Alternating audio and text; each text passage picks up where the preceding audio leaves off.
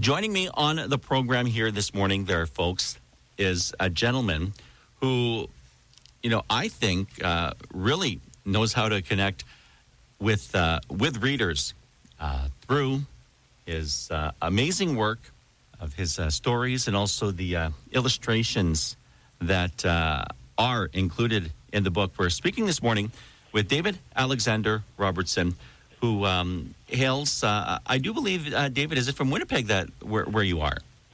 Yeah, right from Winnipeg. Yeah. Thank you so much for coming on the program and joining us here today. Oh, it's my pleasure. Thanks for having me.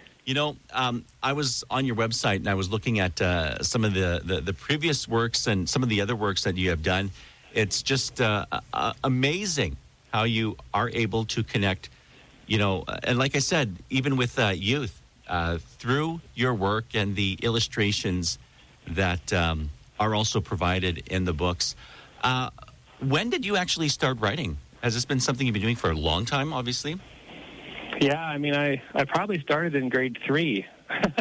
So I remember having a poetry assignment our teacher gave us, and I didn't want to do it, and ended up doing it because the teacher told me I had to, and found out that I really enjoyed doing it. It came easily. I wrote a whole bunch of poems that day, and I think ever since then I've been writing. So it's been a long journey for sure. Now, when did you get your first book published? That was in 2008. It was called The Life of Helmety Osborne, so about 7 years ago.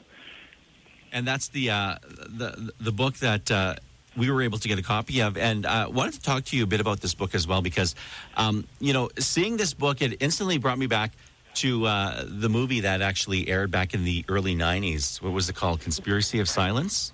Yeah, It's told right. the story of this. Now, when you first, wrote, what inspired you to write this story? Well, actually, this is the second time I've written it, because the one that came out this year is called Betty the Helmety Osborne Story. So we kind of took another crack at it because I saw that the epidemic of missing and murdered Indigenous women was, growing more in the public conscious. And so I wanted to contextualize her story against that movement and try and help raise awareness. But her story is really one of the first times that this issue, this epidemic, was something that the public was really aware of. And so I really wanted to tell her story to raise awareness, but also to kind of broach a number of different subjects, whether it's the residential school system or the justice system's treatment of Indigenous peoples. It was just, I found a good conduit to bring into schools and to teach kids about some important issues in our country and our country's history. When you talk about this story, I mean, you could go on and discuss and tell the story for quite a long time. Now, when it came to it, with the justice system, there wasn't an arrest made for 15-something years after that? Yeah, it was over 15 years. Yeah, it was a long time for sure. And I think a lot of the issues in the community were that there wasn't a lot of interest in what had happened to her, because at the time, as an Indigenous woman, she wasn't really seen as being equal to everybody else in that area.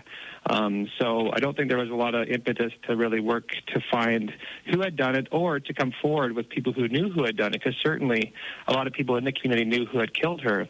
It wasn't until, you're right, Constable Robert Urbanowski took the case in the mid-'80s that really the work was done to have some of the boys who had killed her arrested, and eventually 2 go to trial and 1 get convicted of murdering her.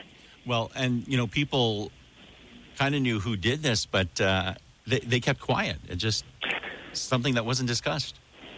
Yeah, there was, and that that's the title of the movie is appropriate in this case. It was a large group in the community that remained silent, although a lot of people knew who had done it, and certainly, the people who had killed her weren't shy about bragging about killing her either. So, one of the stories that was most horrifying to me was the week after she had been killed, and some of her friends returned to school.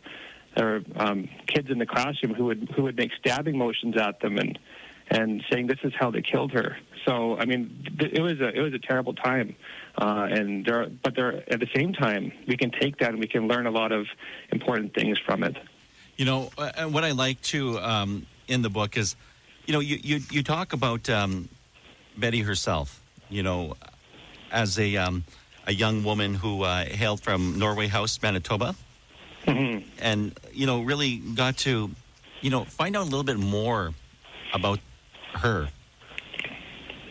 Yeah, I mean, it's important. It was important to me to, I guess, humanize her, because it's often easy to think about people who have been victims of violence in this way as only victims. Yeah. And so I thought by telling people a little bit about her dreams, her hopes, what kind of a person she was, would add more weight and more power to her story, and that way affect more people to hopefully kind of join this movement to create some change in this country, because as you know, this is an epidemic that at the present time isn't really getting better. So we need to be doing things to work together to find ways that we can protect our women. And I don't think it's not necessarily just Indigenous women, although they are 9 times more likely to get murdered.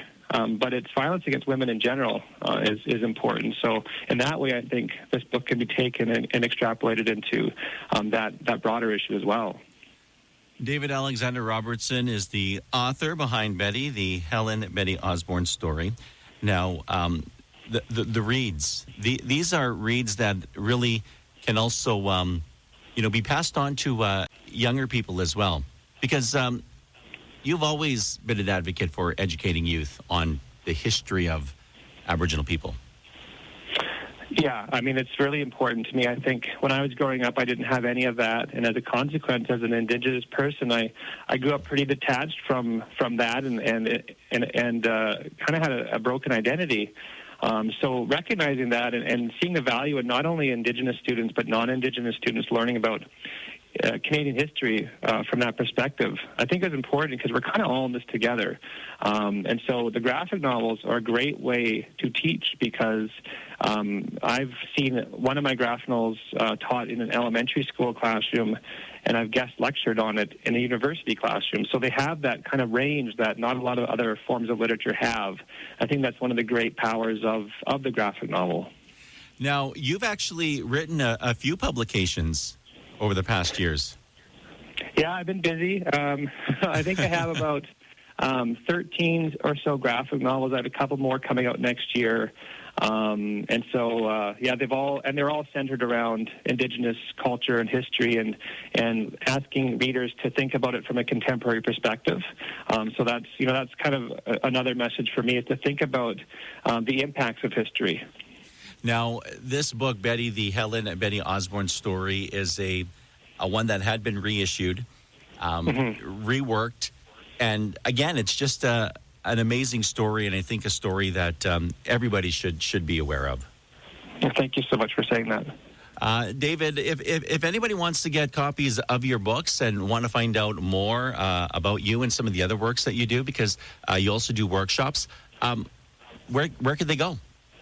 Well, they can go Google me online. My website is just darobertson.ca, or you can go to my publisher's website, which is Highwater Press, and that's highwaterpress.com, and hopefully they might be in some of the bookstores over in your wonderful city as well. Okay, well, you know what? I'm going to have to go out and look, because I was just going to ask that if they were available in stores, so I'll have to go and do a little looking. I want to thank you so much for joining us on the program here today. We greatly appreciate it, and we look forward to more work from you.